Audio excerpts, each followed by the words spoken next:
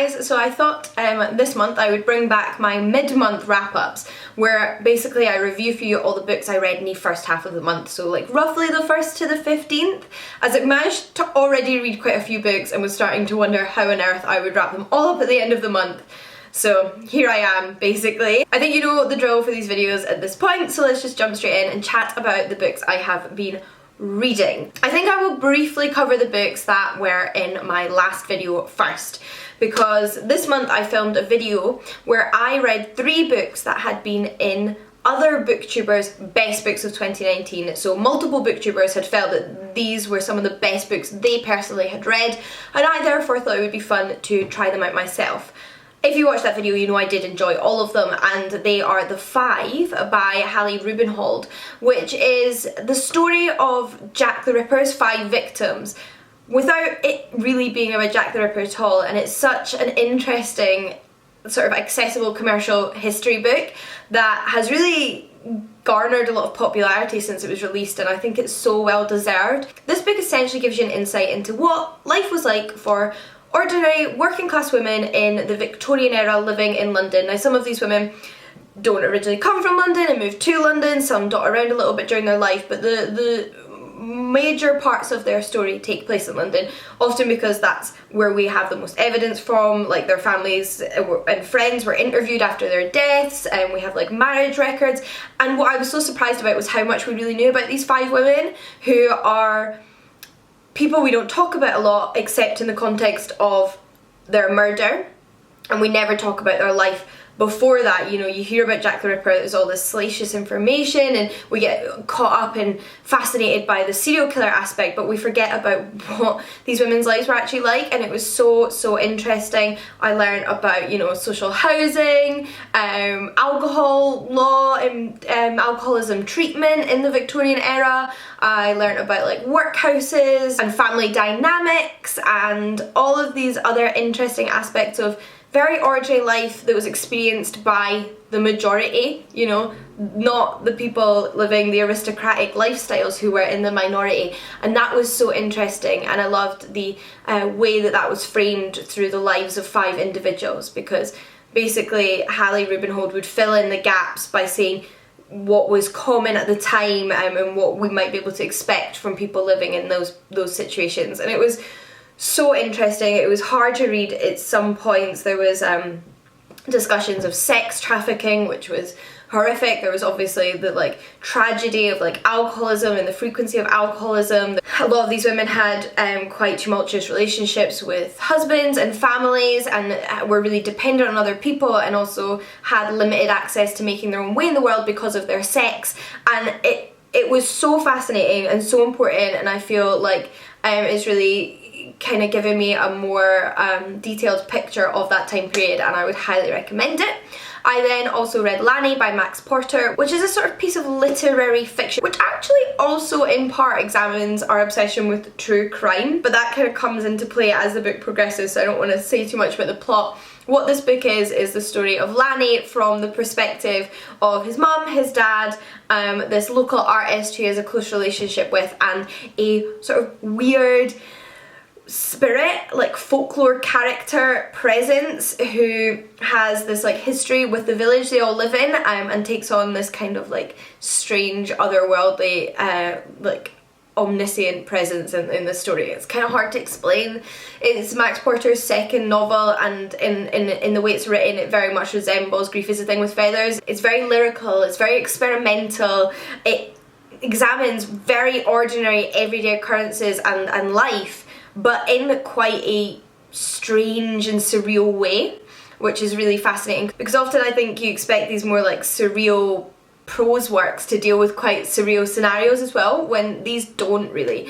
And I just think that's a really interesting combination, and I just very much enjoyed returning to Max Porter's distinctive writing style. I think it's beautiful to read, and manages to paint a really vivid picture that completely wraps you up in it, so I really enjoyed that one. And then lastly for that video was Fix Her Up by Tessa Bailey. This one I don't have a terrible amount to say about, because it kind of just did exactly what I would have expected it to do. It is a contemporary romance novel which I haven't read a ton of, but was really pleased to have picked this one up early on in my journey in that genre because I think it's a really fun example of that. I was looking for some like cheesy, cheerful escapism, and that's exactly what this was. It was about a man and a woman.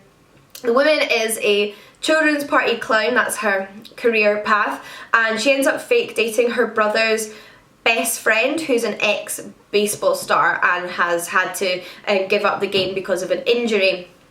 And for whatever reason, they have these reputations in their town that they decide fake dating will help them change. Like with any romance, and particularly I think like fake dating tropes, it is a bit contrived, but that's what makes it fun. Like, that is part of the fun of it. It adds a little bit of tension and suspense and wraps you up in what is just kind of like a fun but silly romance adventure, and at the same time I really liked both of the characters.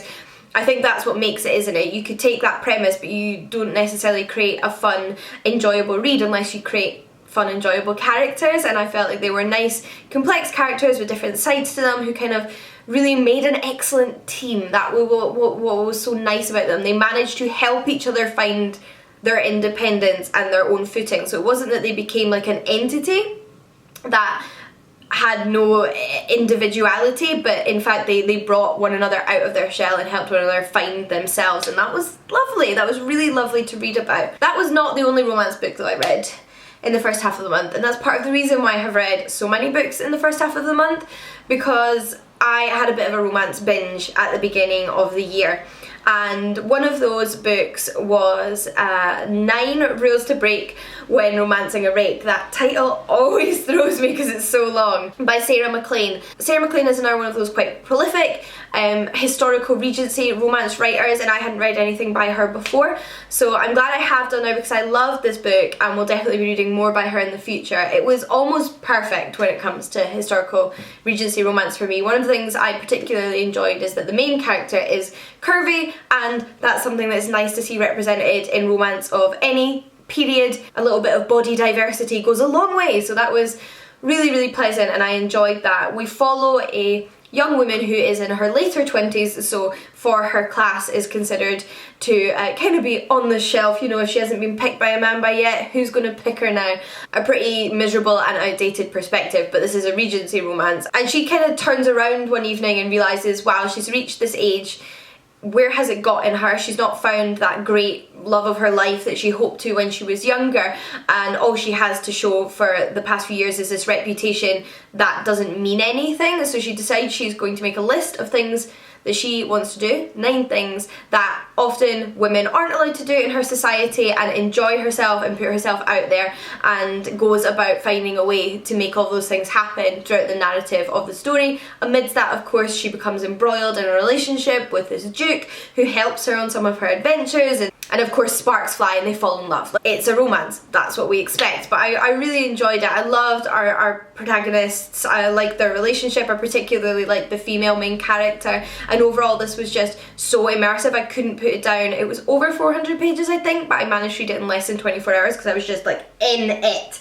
and did not want to stop. It really cemented my love of the historical Regency romance. The only bit that bothered me really was there was a moment where her privilege really shows when she's like, oh, all these like working class women who can like sell their bodies and make choices about who they sleep with have so much more freedom than me, and it's like, I don't know what your perspective on freedom is here, because if your only choice to feed yourself is to have sex even if you don't want to, then that's not exactly freedom. And she came from a very wealthy family that meant she was never going to be destitute, and I did feel like her privilege shone through a little bit there, and that's one of the reasons I would love to read more like working class historical romance books, but otherwise I really enjoyed this one.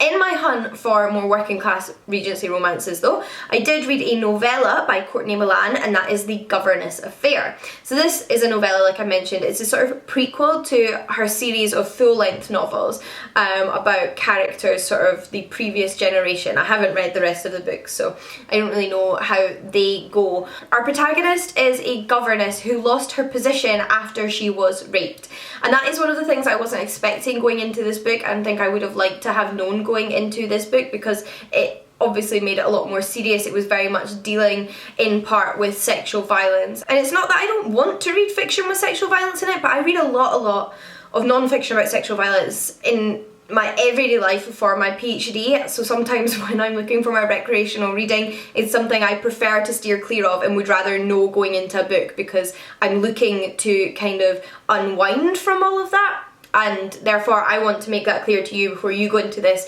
in case you feel the same and you want to decide whether you're going to read a book that deals quite heavily with sexual violence or not.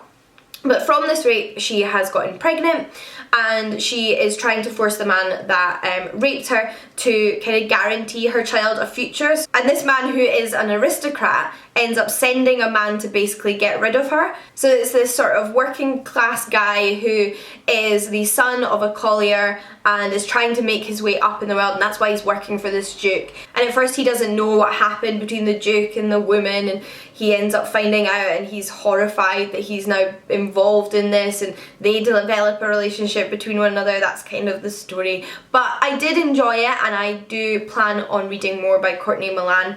Again, like I said, this one was a short novella, so I don't have a terrible amount to say on it, other than this is a new Regency romance author I will be reading more of. Something other than Regency romance, the first book I actually finished in 2020 was The Empress of Ziti, which is book 4 in the Tales of Inthia series by Effie Calvin, which is a fantasy series with a heavy queer focus. So in each of the 4 books, we follow a female couple.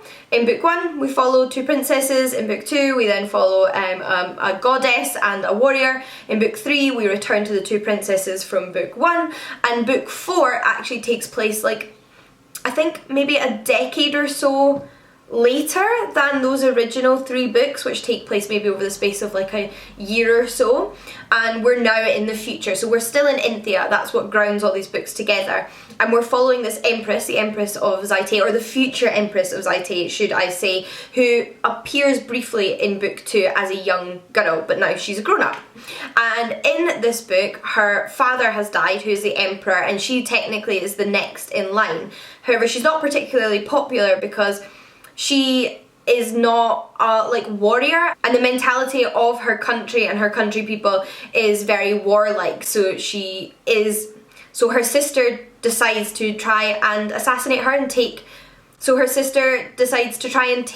the empire for herself. So it's kind of like between this future empress and her sister in a battle for the empire. But amidst all of this, because they are the Tales of Inthia books, there is of course a romance between this future empress and another princess from another kingdom.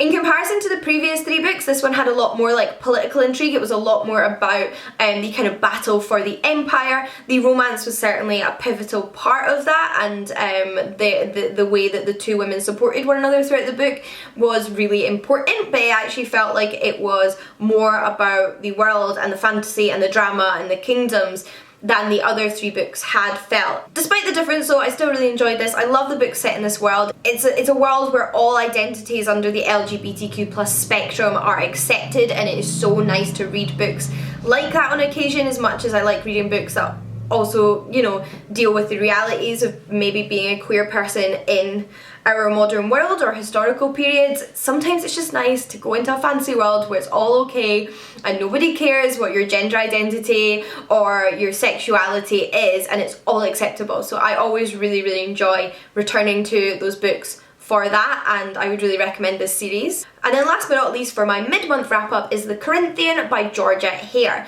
So this is a historical romance, in that this book came out in the 1940s. So in a sense, it's historical in its own way. It's maybe what you would call a classic. It's around 70 years old at this point, but it's not set in the 1940s. It's set in the Victorian era, so it's set a few decades earlier, in the mid to late 1800s. I don't think a specific date is given, but the Victorian era. It's not like your 21st century Regency romances. It's not smutty, it's very clean. I'm saying these terms as if I really know what they mean, but I've only recently learned these categories of romance literature, so I think I'm applying them correctly. But it's about an aristocratic man who's being pressured to marry by his family, even though he's never found anyone he particularly wants to marry. So he decides to give in basically, and is about to propose to a family friend who he doesn't really have any feelings towards, when he is walking home from his like gentleman's club one evening and catches a young woman fleeing her home down a like rope made out of bed sheets, and he catches her and says, "Where are you going?" And she says, "I'm being forced to marry my cousin. I'm actually an heiress, so I've decided to run away and marry my childhood best friend. And then when I come into my money, when I'm like 18, I'll have my freedom." And he basically gets the idea that this could also be his escape, not to marry this young woman, but to basically go with her on her adventure, provide her with an escort so that she's not alone travelling in the stagecoaches to her like rural ancestral home, and they go off on this adventure together. Of course they do fall in love, that is like obviously what's going to happen from the immediate offset of the book, but it is so ridiculous. So many things happen, you know, they get embroiled in a like high stakes theft, there's a murder, anything that could happen on this whirlwind adventure that is still within England. And sure, it's maybe a little bit unbelievable, but you get completely absorbed in it, and it's just like so much fun. And also because it's written in the 1940s, and I think maybe also because it's written in the 1940s, in some ways it's a little bit outdated, but it also has that quite classic quintessential writing style. Like it's very flowery and detailed and over the top and lavish with the words and the way the characters talk to one another, but that made it more fun for me as a reader. Like I just found myself laughing a lot, but in a good way. I had a lot of fun reading this, and I might read some more Georgette here in the future. But those are the books I read in the first half of January. I already have quite a few books that I know I will have finished by the end of this month, so no doubt there will be a nice chunky wrap up come the end of January as well. Hopefully you will look forward to that. But until then, I would love to chat with you about the books in this video, so do leave your comments down below. And until next time, happy reading. I'll see you again soon. Bye guys!